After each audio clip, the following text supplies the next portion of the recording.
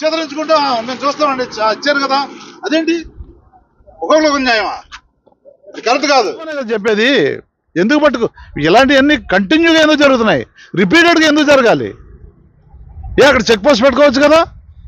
ఇంతకుముందు మాజీ సీఎం గారు కదా అక్కడ చెక్ పోస్ట్, ఆ చివరొకటి చెక్ పోస్ట్ పెట్టి పోలీసులు పెట్టి పకడ్బందీగా మీరు ఎందుకు కాపలా పెట్టలేకపోతున్నారు?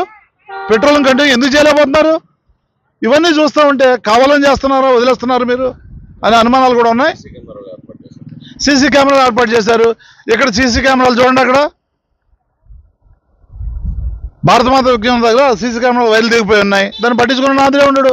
అంటే పెట్టామని పెట్టి వైర్లు తెగిపోయినా కూడా పట్టించుకోకుండా మీ ఇష్టం వచ్చినట్టు వదిలేస్తున్నారా? ఇవన్నీ కూడా ల్యాప్సెస్. కంప్లైంట్ ఇచ్చాం. ఇప్పుడు ఆయన తెలుగుదేశం వాళ్ళు జనసేన లోపల కూర్చుంటే వాళ్ళ ఆయన కూర్చొని ఆయనతో మాట్లాడుతున్నాడు.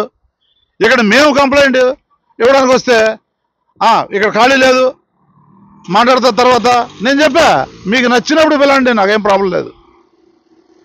ఎప్పుడైనా మీరు అన్ని పనులు చూసుకొని మీరు ఫ్రీ అయిన తర్వాత నన్ను పిలండి, నేను వస్తా.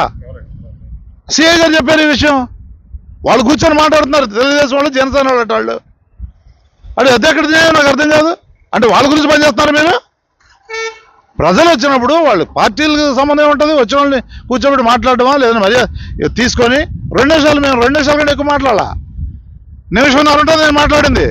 ఇదిగో కంప్లైంట్ ఇస్తున్నానండి, ఇది జరిగింది. ఇంతలో కూడా చాలాసార్లు జరిగాయి. దాని మీద ఏ విధంగా కూడా సీరియస్ యాక్షన్ తీసుకోవడం కనపట్లేదు. నన్ను ఎక్నాలజ్మెంట్ ఏమంటారు? డీజీపీ గారికి ఎక్నాలజ్మెంట్ తీసుకున్నామండి మేము.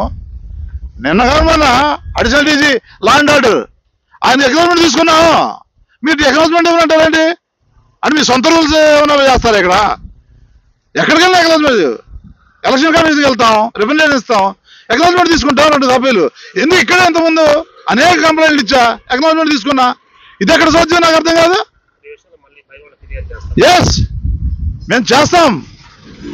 మీ చట్టాన్ని ఏదో మీ చుట్టంలాగా మీ ఇష్టం వచ్చినట్టు మీ రూల్స్ మార్చుకొని చట్టంలో ఉన్న రూల్స్ కాకుండా సపరేట్గా చేస్తామంటే మేము చూస్తూ ఊరుకోం. మేము చేస్తాం. మీ పై అధికారులు చేస్తాం. ఆ అధికారులు స్పందించకపోతే న్యాయస్థానానికి వెళ్తాం. అవసరమైతే ప్రైవేట్ కంప్లైంట్ ఇస్తాం.